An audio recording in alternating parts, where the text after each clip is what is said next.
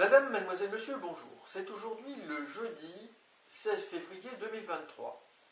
Il y a 2 jours, j'ai visionné une vidéo intéressante sur la chaîne LUFOS, une chaîne YouTube consacrée aux témoignages OVNI vidéo.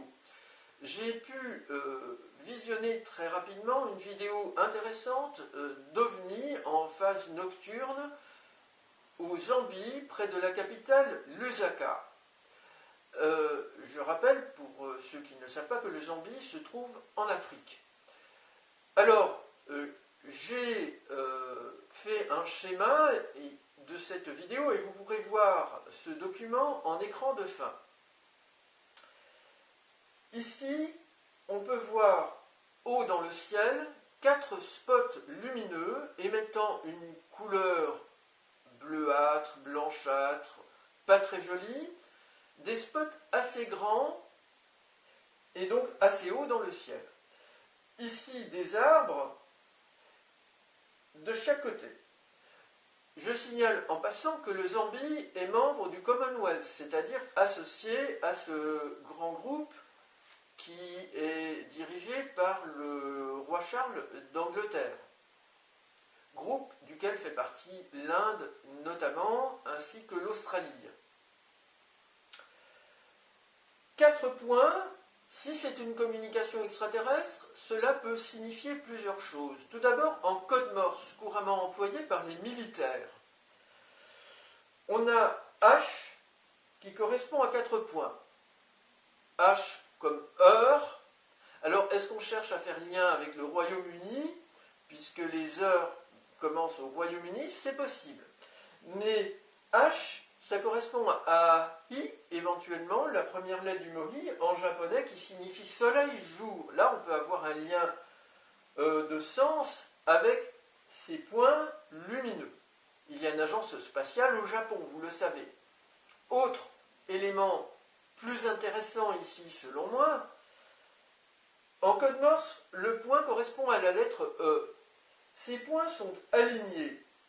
Un trait, figuré par la ligne ici, en code Morse, peut correspondre à la lettre T, de telle sorte que l'on peut lire IT pour extraterrestre, et ici, c'est un acronyme en quelque sorte, qui parle à beaucoup de monde, c'est un petit mot international pour dire extraterrestre. Si maintenant ces 4 points figurent certains mots ou initiales de noms de 4 lettres qui, pour renforcer la recherche, ont une valeur réduite de 4, 14, 41 ou éventuellement 1 parce qu'il s'agit d'une unité de 4 points, on peut trouver par exemple en anglais, langue internationale, le mot star qui signifie étoile, donc ça s'accorde bien avec cette manifestation, qui a pour valeur réduite 13 et 3 plus 1 donne 4. On peut trouver soleil au pluriel, suns en anglais toujours, qui a pour valeur réduite 10 et encore plus réduite 1. Ça s'accorde toujours avec ceci. Donc, est-ce que l'on nous parle d'une alliance extraterrestre? C'est possible, je vous ai dit que cela se passe dans des communications extraterrestres, crop circles, au Royaume-Uni notamment. Ici, on a le 4 en anglais qui se dit for. Le mot lui-même a pour valeur réduite 6, ça ne nous intéresse pas tellement là.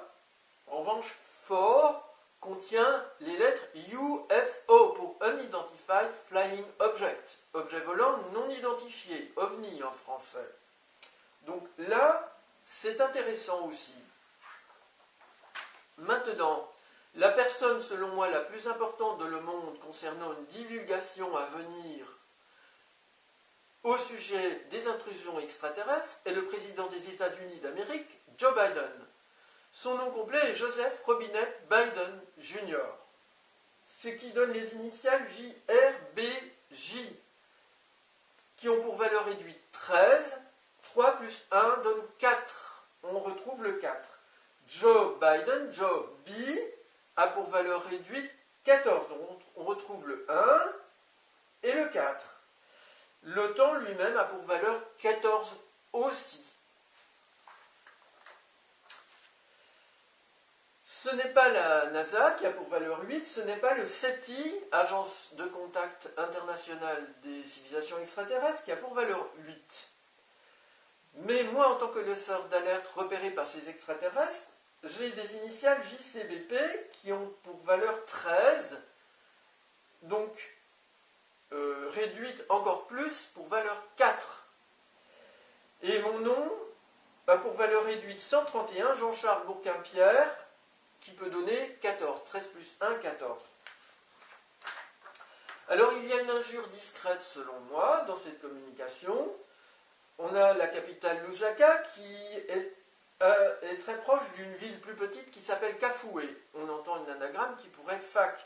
FAC, un petit mot en 4 lettres, qui a pour valeur lui-même 14. Alors, qui sont les auteurs extraterrestres de cette communication?